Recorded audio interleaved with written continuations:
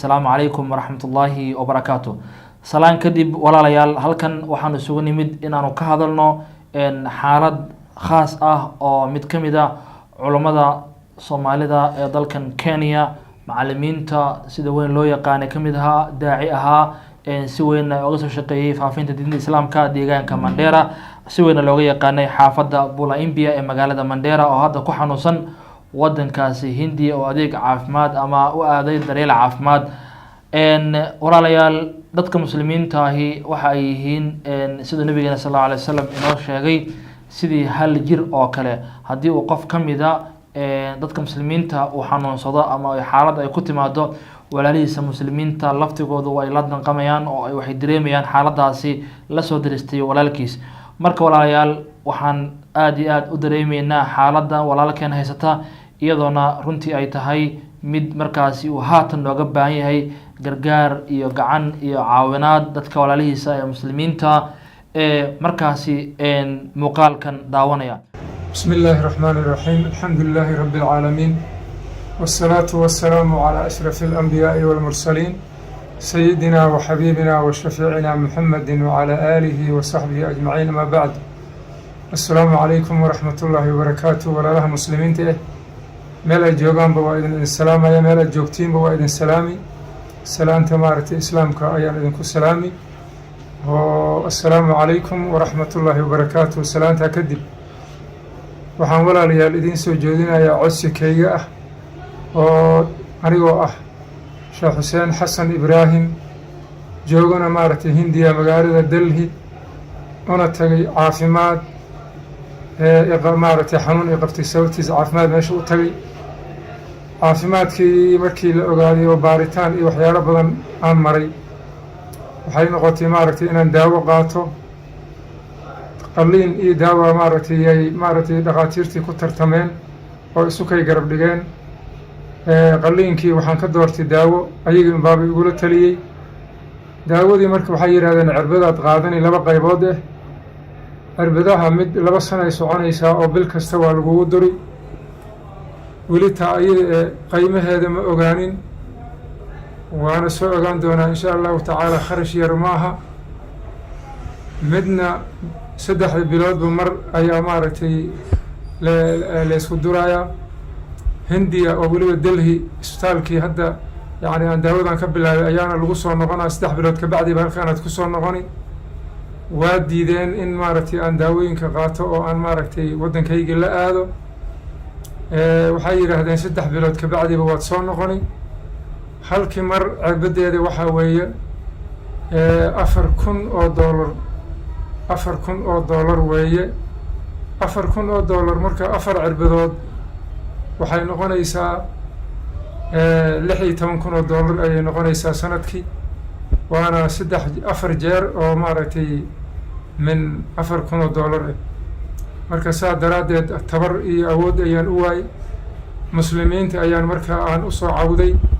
inay caawiyaan muslimiinta meel ay joogaan badal iyo dibadba meel kastoo la joogo ayaan ugu baahanahay walaalayaal aad iyo aad ayaan caawintiina ugu baahanahay walaalka kale ayaa maaragtay muslimka walaalka midkiisa kale ayaa walaal u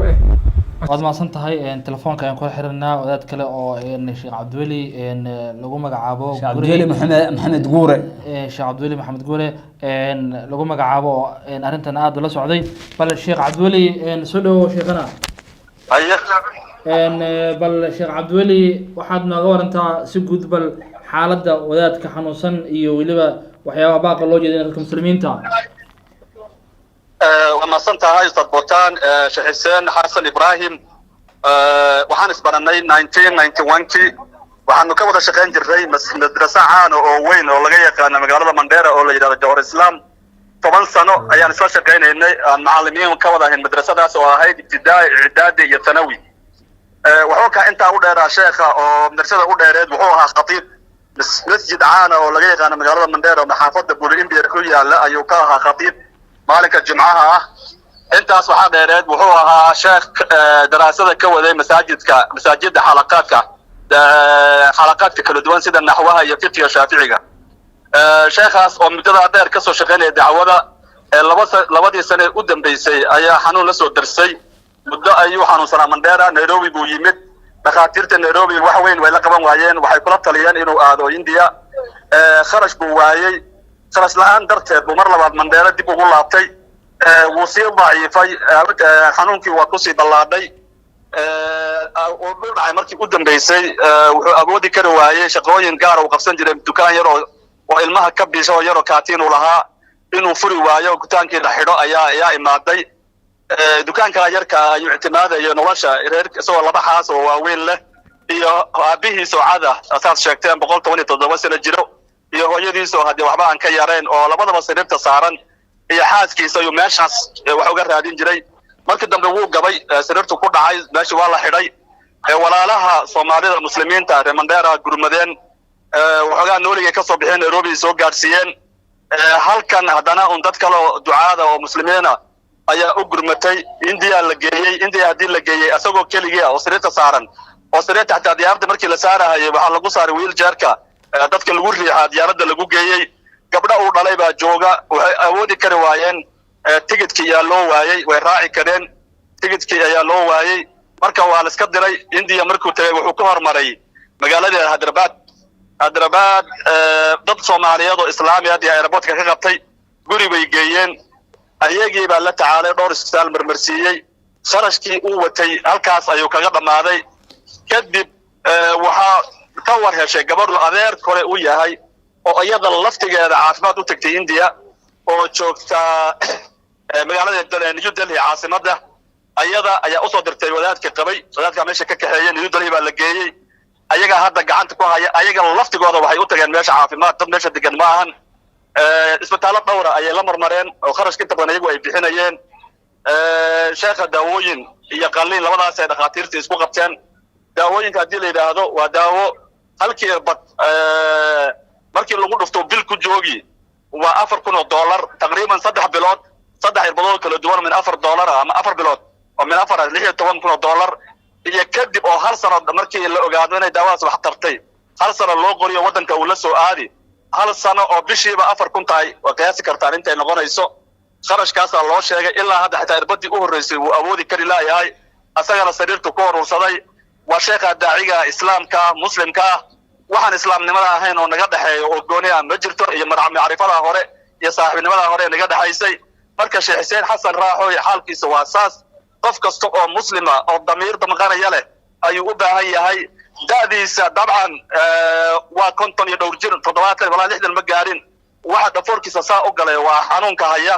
oo habeenkii markii la qabanayo hadaad dhageysatid aadan ilinta ceshanaynin laba habeen baan asagoo la hayo telefoonka qaftay xaqiiqatan habeenkii oo in baan la seexan waayay marka hadda laftigeedaan hadalka wadi karin qofkii waxa uu qaban kara Xuseen Raaxo waxa uu qabto intaas aanu kaga baxaya hawshiisa wassalaamu calaykum waraxmatullaahi wabarakaatuh وعليكم السلام ورحمة الله وبركاته آدي أيوم سنة هاي الشيخ عبد الولي محمود أو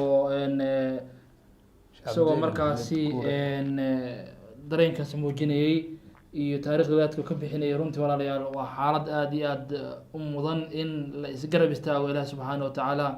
أنت كقيب تقرقار كوداتك شيخة داعية دباتي سن إلهي وحنا قبرينا إنه جنة الفردوس الأعلى وجيو culeyska wadaadkan ciddi garanaysay ciddi codkiisa maqlay xanuunka haaya qofkii qiimeeyana waa dareemi kartaa culeyska jiro culeyskaas oo la fududeeyo ilaahay subxaanahu wa tacaala wax uu kuugu uu kaaga iibinhayo waxaa waaye culeysyada maalinta qiyaamo oo qof walba uu taag daran yahay ayuu ilaahay subxaanahu wa tacaala ayuu kaaga fududeynaa ka hore maalinta qiyaamo ilaahay subxaanahu wa tacaala wuxuu ilmahaada ayuu baariyaal ayuu kaaga dhigayaa caafimaadkaada ayaa lagu kordhinayaa hantidaada ayaa ku korori adi ayaa ku barakoobi oo inta isaga uu ku qabo ka badan inagaan hadda wixii aan tarno ka badan ayaan ku qabaynaa waxaa kale oo aad xasuusataa xadiidkii nabiga calayhi salaatu wasalaam uu dhahay maalin walba waag markuu bari laba malag ayaa soo degayaan oo ay dhahayaan ilaahu midna uu dhahayaa ilaahu mid ciddi wax bixiso waxooda u kordhi oo u barakee waxna ooga dibdhig iyo mid dhahaya اللهم أعد ممسكا تلفا إلى قفك الريبان يوم وحبب بحنين كبابئ حديث النبي كلوات قرنيسان وإذا ما نقصت صدقة من مال يعني صدقة هنتي ما نسقى من الشيل آد بحس إلهي شيل أمبو يعني أيكو درايا وما أنفقتم من شيء فهو يخلفه وحول بقود بحسان إلهي وإذنو كيدنا عافمات كبا لغو بركينا وحلغو بركينا يا دقاله وحلغو بركينا يا علمه وحلغو بركينا يا أمنه marka intaas oo dhan inagoona ka faa'iideysanayna walaalkaasna aan noloshiisa qayb ka noqonayna badbaadada nin walba intuu awoodo ha u diro wadaadkaas nambaradaasna ha uga diro